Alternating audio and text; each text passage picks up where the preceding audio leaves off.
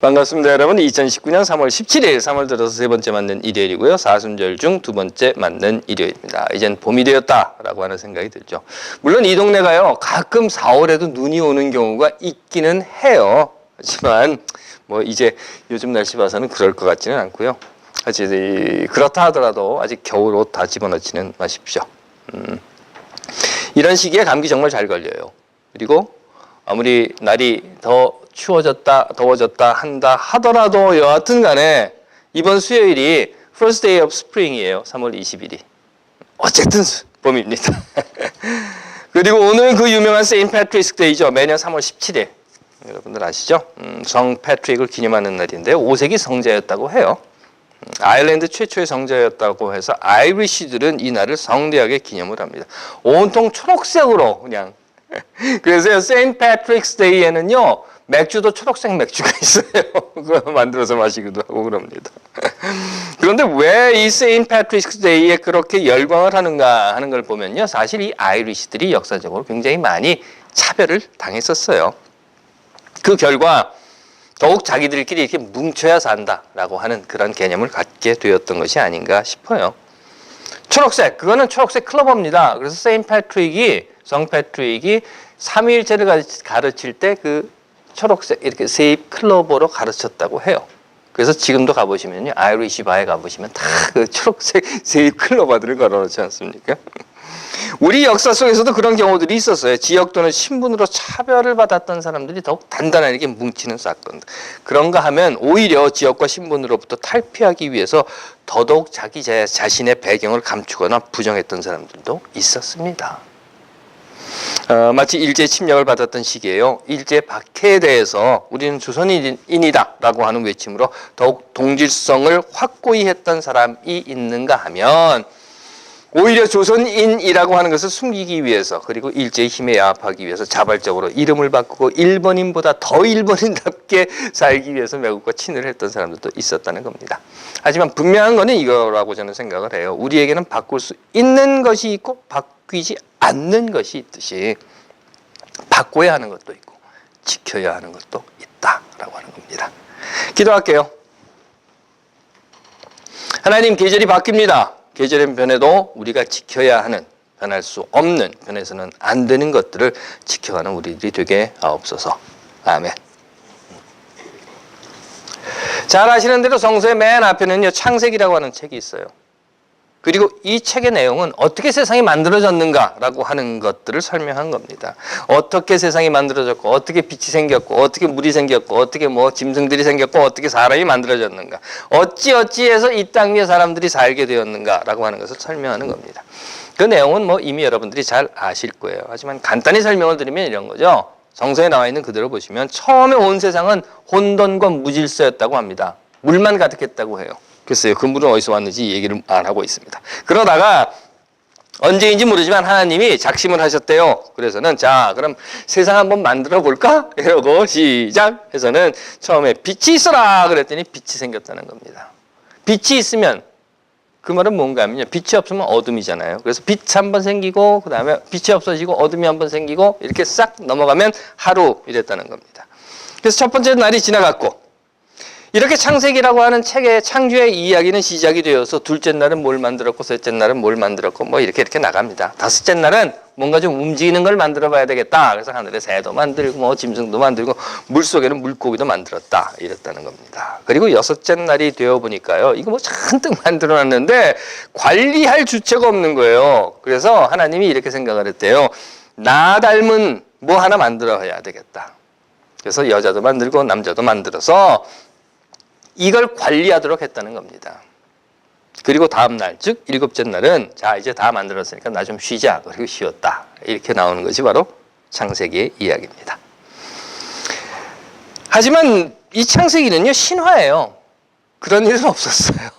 이건 신화예요. 당시 성서를 기록한 사람들이 그랬을 거야 라고 지어낸 이야기라는 겁니다. 그러니 뭐 에덴 동산이 어디 있느냐 그거 찾으러 다니는 사람들도 있거든요. 지금도 그거 다 멍청한 짓입니다. 또 노아의 방주가 어디 있느냐 그거 찾으러 다니는 사람들도 있는데 그거 다 쓸데없는 짓이에요.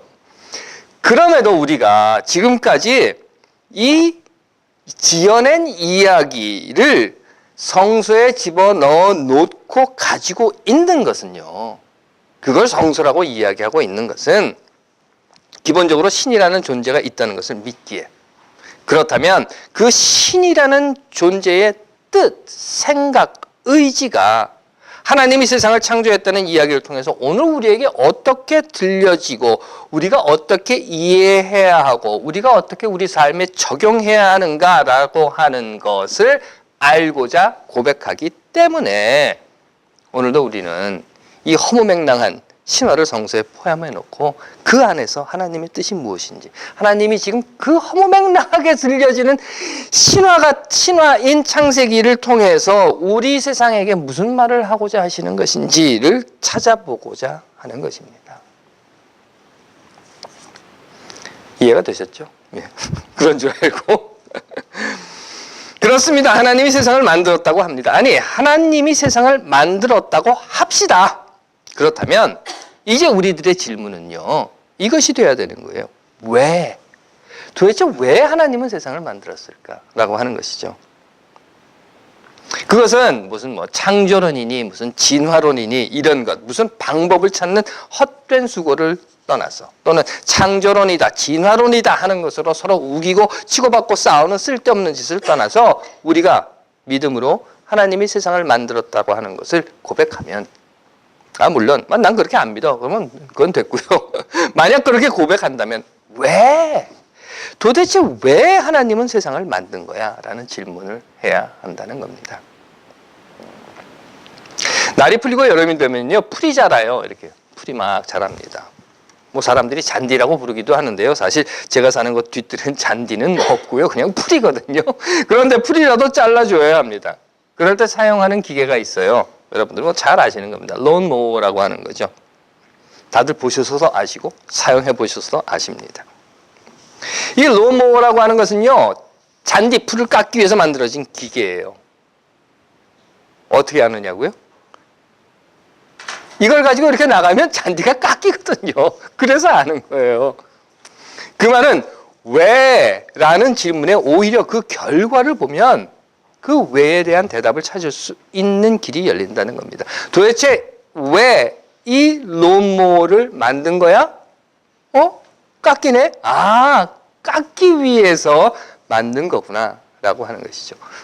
물론 론모어를 가지고 막 열심히 밀고 다니는데 하나도 안 깎이면 도대체 이건 건 왜 만든 거야? 라고 하는 이야기가 나오게 되는 것도 그 이유라는 겁니다. 그래서 이를 통해서는요, 하나님이 왜 세상을 만드신 거야? 라는 질문에는 그 결과를 보고 유추해 볼 수 있지 않을까 하는 것을 지금 저는 여러분들께 말씀드리는 겁니다. 그렇다면 한번 보죠. 하나님이 세상을 만드시고 그리고 하나님이 사람을 만드셨다고 우리는 믿고 고백을 해요. 그러면 그 결과 어떤 것이 발생했느냐 하는 거예요. 잘 아시는 대로 뱀이 등장하고 여자가 선악을 알게 하는 과일을 따먹고 남자에게 먹으라고 주고, 그래서 남자도 그거를 따라 먹고, 그로 인해서 사람은 선과 악을 알게 되었고, 또한 에덴 동산에서 쫓겨나게 되었고, 사람이 흙으로 돌아갈 때까지 얼굴에 땀을 흘려야 먹을 것을 얻게 되었고, 사람은 흙으로 만들어졌으니 너희는 흙으로 돌아갈 것이 라는 하나님의 말씀을 듣고 그대로 되었다는 겁니다. 이게 결과인 거예요. 결국 하나님께서 세상을 창조하시고 사람을 만드신 이유라고 하는 것은요, 이 결과로부터 유추해서 본다고 하면 이런 겁니다. 오히려 역설적으로 사람으로 하여금 선과 악을 알게 하시고, 또한 사람으로 하여금 영원히 살 수 없는, 즉 소멸하는 존재가 되게 하기 위함이 아니었는가 하는 생각을 갖게 하는 겁니다. 아시죠? 사람은 태어납니다. 그리고 세상을 살다가 어느 때가 되면 떠납니다. 사라지는 거예요. 해서 헤드스톤, 비석이라고 하지 않습니까? 거기에 새겨두는 유명한 역사적인 시구가 있습니다. 제가 읽어드릴게요. 이렇게 해요. Remember, friends, as you go by. As you are now, so once was I. As I am now, so shall you be. Prepare yourself to follow me. 옆에 여기 무덤 있지 않습니까? 가서 이렇게 보시면은요, 여기 있는 그 비석 중에도 이 시기 적혀 있는 비석이 있어요. 이 식구처럼 사람은 누구나 세상으로 왔다가 세상에서 사라져갑니다. 그리고 그렇게 사라져가는 날들을 통해서 사람들은 선과 악이라고 하는 것을 알게 된다는 거예요.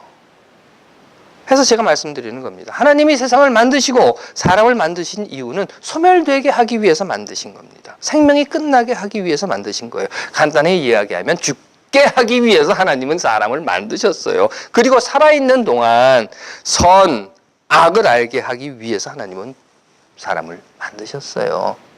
무엇이 선한 것이고 무엇이 악한 것인가를 알게 하기 위해서 그 선함과 악함 사이에서 자신들이 선택하게 하고 자신들이 선택한 것에 따라서 살아가게 하기 위해 사람을 만드셨다는 겁니다. 그리고 그렇게 사람을 만든 그 사람들이라고 하는 것은 언젠가 그들이 떠난 후에 누군가 그 무덤을 지나쳐가는 사람들에게 기억해라. 나도 한때 너처럼 무덤 곁을 지나쳤었어. 기억해라. 너도 지금의 나처럼 될 거야.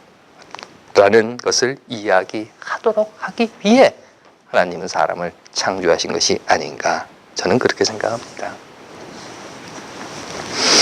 하나님께서 사랑하시는 여러분들도 다 경험해서 알고 계신 것처럼 세상에는 참 선한 사람들이 살아갑니다.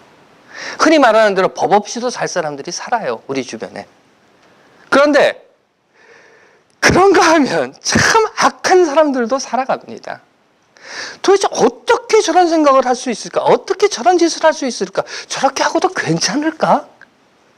나는 의구심이 가슴을 찌를 만큼 그렇게 악한 행동을 하며 사는 사람들도 우리와 함께 세상을 살아갑니다. 아니 정말 저런 짓을 하고도 저런 행동을 하고도 아무 꺼리낌이나 찔림이나 두려움 같은 건 없을까? 밤에 잠은 제대로 잘까? 하는 생각을 갖게 하는 사람들의 삶도 우리 주위에 같이 있다는 거예요. 지난주에 전두환이 광주에 내려갔답니다. 그리고 그 이한열의 모교 초등학교가 있는데 그게 법원 바로 건너편에 있대요. 그 초등학교 아이들이 전두환 반대 구호를 외쳤다고 합니다. 그러자 전두환 지지자라고 하는 자들이 그 초등학교 앞에 가서 또 기자회견을 하면서 시위를 했다고 합니다. 전두환은 어떻게 저럴 수 있을까? 아니 아이들 학교 앞에서 어떻게 어른이라고 하는 자들이 저런 짓을 하는데 도대체 저들은 무슨 생각을 하고 있는 것일까? 장재현 배우의 자살 사건이라든가 김학의라고 하는 자의 별장 성폭행 사건 그런가 하면 무슨 클럽에서 또는 동영상을 찍어서 그런가 하면 반민특위 운운하는 나경원. 글쎄요. 그냥 무식해서 그래 라고 하기에는 정말 설명이 안 되는 사람들. 그런가 하면 뉴질랜드에 있는 이슬람 사원 모스크에 들어가서 49명을 사살한 백인 우월주의자들. 어떻게 사람이 그럴 수 있을까? 하나님이 세상을 창조하신 이유가 선과 악을 알게 하려는 것이라고 믿는데 그렇게 믿고 싶은데 왜 저럴까? 저들을 보면 정말 하나님이 세상을 창조하신 목적이 제대로 이루어지고 있는가? 아무리 밀고 다녀도 잔디가 안 깎이는 이 롬모어는 이게 정말 제대로 만든 거야? 라고 하는 의구심이 드는 것처럼 말이죠. 저들도 다 소멸될 텐데 언젠가는 저들도 다 그 앞에 갔던 사람들처럼 다 그렇게 갈 텐데 그리고 언젠가는 저들도 기억해라. 한때 나도 너처럼 무덤 곁을 지나갔었다. 기억해라. 너도 지금의 나처럼 곧 될 것이다 라고 말할 때가 올 텐데 말이죠.